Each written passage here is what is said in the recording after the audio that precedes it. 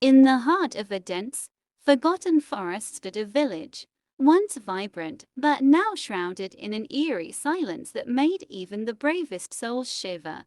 The villagers whispered of a curse that had fallen upon the place, a curse that had turned it into a nightmare they could not escape. The village was massive, with winding streets that seemed to go on forever, leading to nowhere and everywhere at the same time.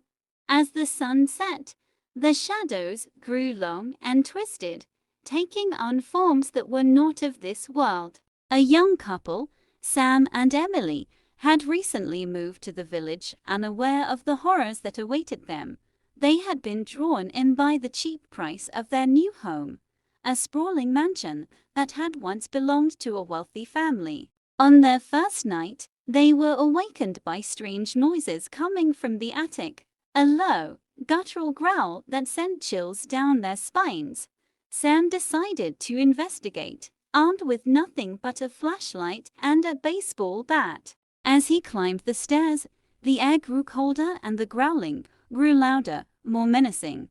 When he reached the attic door, it swung open by itself, revealing a dark, empty space that seemed to go on forever. Suddenly, something moved in the darkness, a shadowy figure that darted towards Sam at an impossible speed. He swung the bat wildly, but it passed through the figure as if it were made of smoke. Emily, downstairs, heard the commotion and rushed to Sam's side, only to find him standing frozen in place, staring into the void. She grabbed his arm and pulled him back, slamming the attic door shut behind them. They ran back to their bedroom, locking the door and pushing furniture against it, their hearts pounding in their chests. But the growling continued, now coming from outside the room, as if the creature was trying to break in. Just when they thought they couldn't take it anymore, the growling stopped, replaced by a soft, eerie laughter that echoed through the house. The couple spent the rest of the night huddled together, too afraid to sleep. The next morning, they decided to leave the village, but every road they took led them back to the mansion. No matter how far they drove, they always ended up back at the same place, as if the village itself was holding them captive. Desperate, they sought help from the village elder, a man who had lived there his entire life and knew all its secrets. He told them of the curse that had befallen the village, a curse that could only be lifted by appeasing the spirits that haunted it. The elder handed them an old, dusty book filled with rituals and incantations, warning them that they would have to perform the rituals exactly as written, or face dire consequences. Sam and Emily had no choice but to try, hoping that it would free them from the village's grasp. That night, they gathered the ingredients for the first ritual, a strange mixture of herbs, bones and blood. As they began the incantation, the wind picked up, howling through the trees and rattling the windows of the mansion. Suddenly, the lights went out, plunging them into darkness. The growling returned, louder and more menacing than before, as if the spirits were angered by their attempt to break the curse. In the pitch black, they heard footsteps approaching, slow and deliberate, as if someone or something was coming for them. Just as they were about to give up hope, the lights flickered back on, revealing a figure standing in the doorway. It was the elder, his eyes glowing with an unnatural light, his face twisted into a sinister grin. "You shouldn't have come here," he whispered, his voice filled with malice. Before they could react, the elder vanished, leaving behind only the sound of his eerie laughter. The couple realized that they were not dealing with ordinary spirits. This was something far more dangerous, something that would not let them go so easily. Days turned into weeks, and Sam and Emily found themselves trapped in a never-ending nightmare.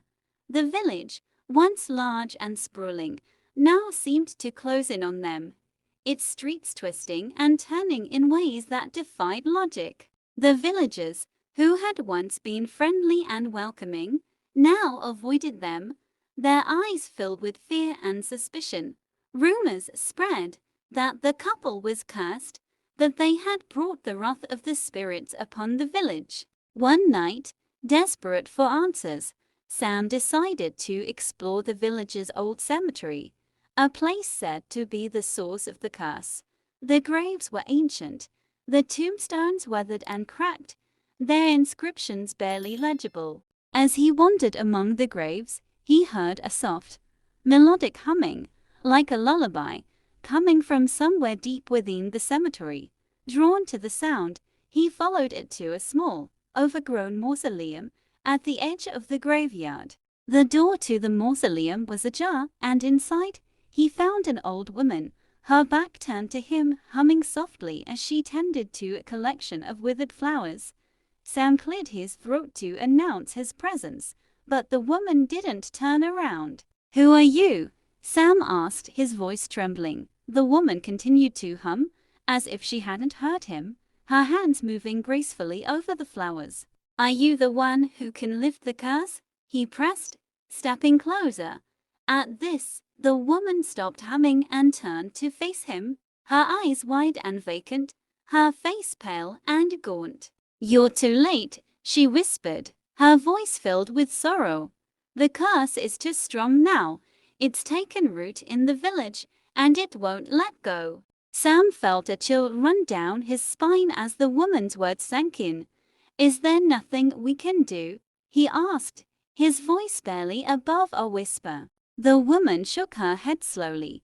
"The only way to escape the curse is to leave the village, but no one ever leaves." As Sam turned to leave, the woman grabbed his arm with surprising strength, her eyes suddenly filled with desperation. "Beware the harvest moon," she warned.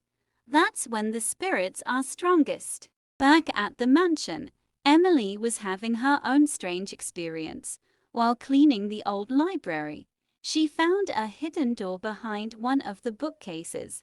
Curious, she pushed it open and found herself in a small, dusty room filled with old portraits.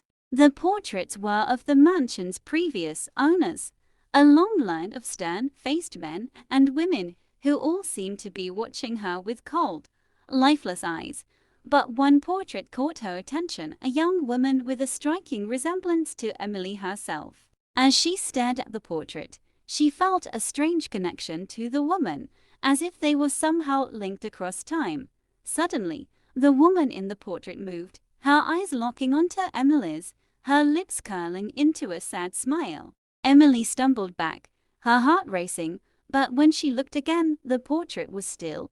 She could hardly believe what she had seen, but she knew there was something deeply wrong with the mansion, something that went beyond the curse. That night, the full moon rose, casting an eerie light over the village.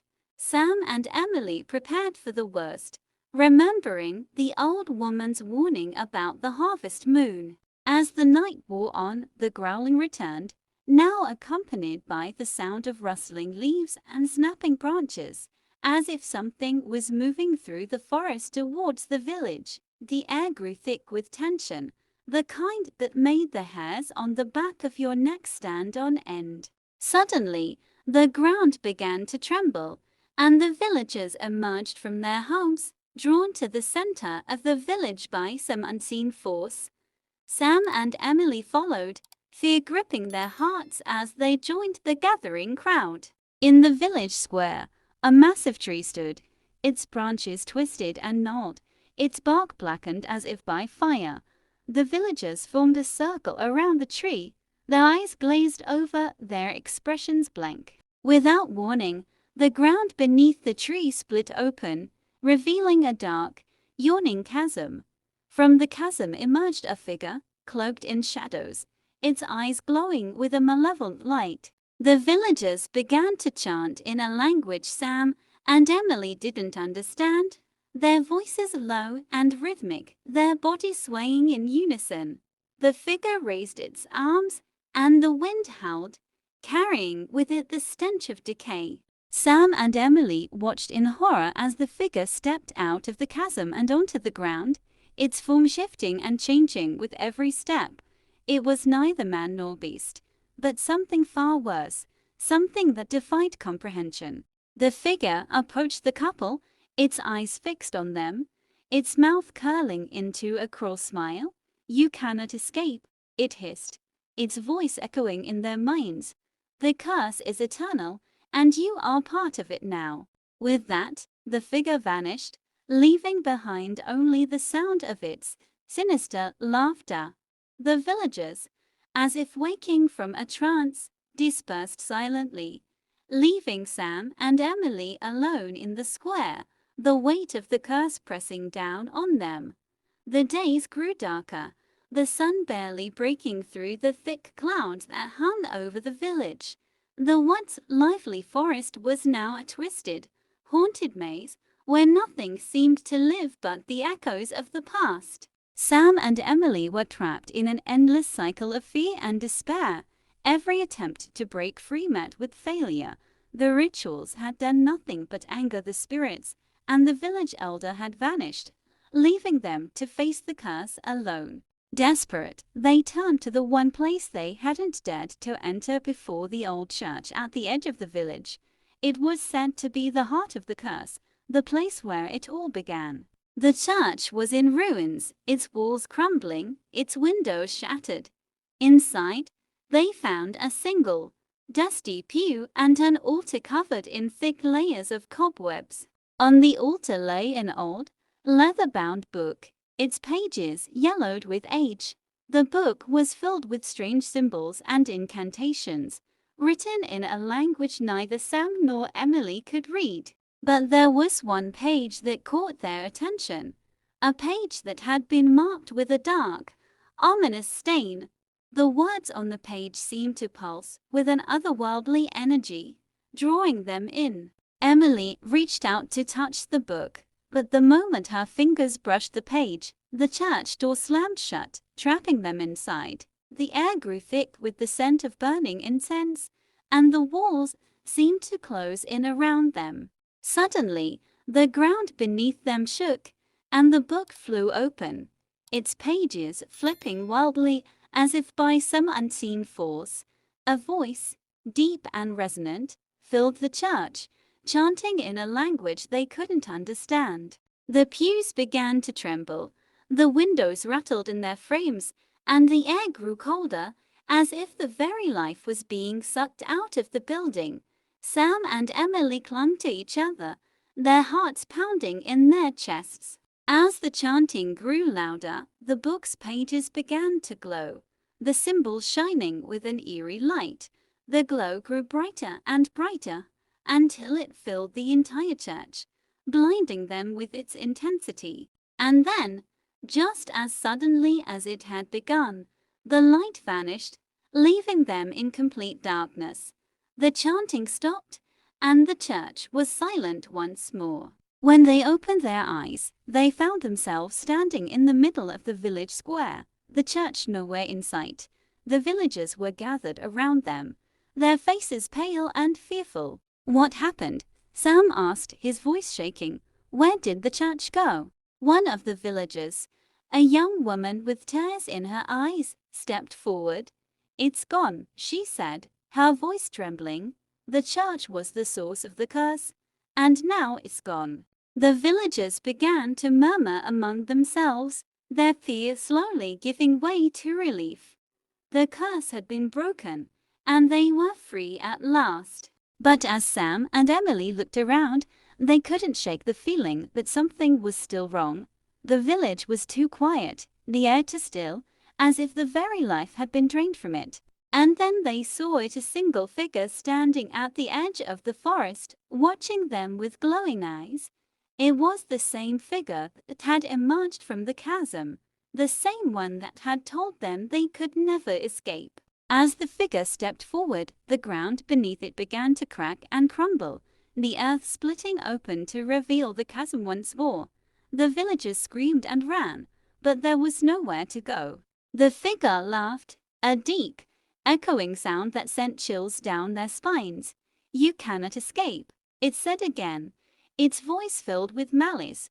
"The curse is eternal, and you are part of it now. With a final, deafening roar, the ground gave way, and the village was swallowed whole, leaving behind nothing but a dark, empty void. And in that void, the figure stood alone, its eyes glowing with a sinister light. Sam and Emily clung to each other as the darkness closed in around them, knowing that they were trapped in the curse forever. The village, once so large and full of life, was now nothing more than a memory, a ghostly remnant of a nightmare that would never end.